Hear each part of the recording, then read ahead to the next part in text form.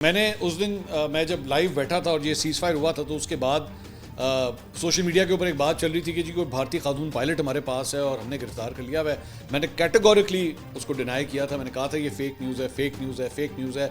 बहुत से यूट्यूबरों ने जो है उसके ऊपर बड़ा पैसा बनाया है, उन्होंने बना दिया कि हाँ जी कोई है, क्योंकि मुझे पता है उनके पास इन्फॉर्मेशन नहीं होती। I know that. अब मैं ना कभी कभार लोगों के नाम नहीं लेता। यहाँ पे ऐसे ऐसे यूट्यूबर हैं, उन्होंने तो लिस्टें निकाल दी हैं कि जी पाकिस्तान अब फ़लाँ जहाज़ खरीदने लगा है तो फ़लाँ जहाज़ खरीदने लगा है, और वो पाकिस्तान के अंदर खुद होते भी नहीं हैं।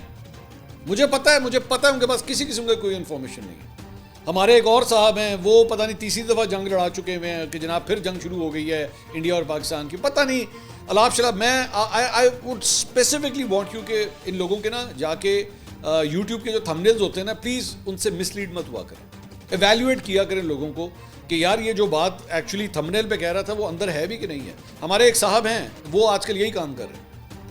वो बाहर थंबनेल कुछ बनाते हैं, अंदर बोल कुछ और रहे होते हैं। तो please don't follow those people, क्योंकि वो आपको मिसलीड कर रहे हैं। उनके पास कोई इन्फॉर्मेशन नहीं होती, उनके पास किसी किस्म की कोई इन्फॉर्मेशन नहीं होती। तो बहरहाल तो वो मैंने आपको उसी दिन मैंने कह दिया था, जबकि लोगों को मेरी बात ये शायद इतनी अच्छी ना लगी हो, क्योंकि that was the hard truth.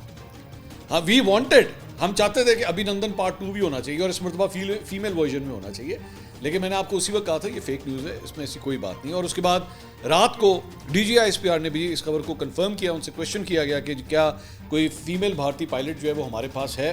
उन्होंने कहा नहीं, ऐसी कोई बात नहीं, हमारे पास कोई ऐसी बात नहीं। दूसरा, एक और चीज़ उन्होंने कन्फर्म की कि जेन में रखिएगा, ये सीज़ फायर जो हुआ है पाकिस्तान और भारत के दरमियान, ये हमारी कॉल पर नहीं हुआ है, neither we requested for it.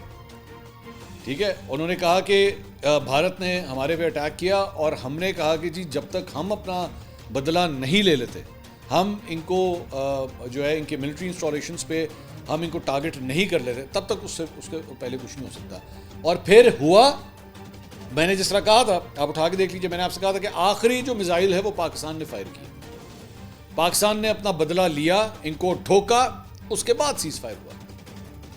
तो सीज फायर अगर हुआ तो पाकिस्तान की टर्म्स एंड कंडीशंस पे हुआ, उससे पहले नहीं हुआ। और मैंने आपको बिल्कुल इसी तरह उठा के वीडियोस देख लीजिए, अभी भी पड़ी, मैंने बिल्कुल आपको इसी तरह प्रेडिक्ट करके बताया था कि ऐसा हुआ।